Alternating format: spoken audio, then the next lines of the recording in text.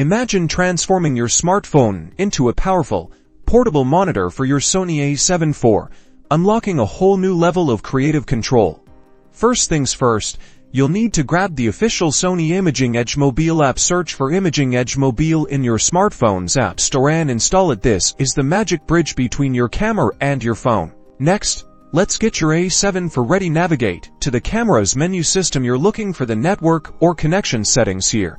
You'll want to enable Wi-Fi. Make sure it's set to a standard connection, not file transfer only. Now, open the Imaging Edge Mobile app on your phone. The app will begin searching for available Wi-Fi networks. Select your A7I's Wi-Fi network from the list. You might be prompted to enter a password, which you can usually find in your camera's network settings. Once connected, you'll see your camera's live view appear on your phone screen. This is where the real power comes alive. You can now see exactly what your camera sees, in real time, from a comfortable distance.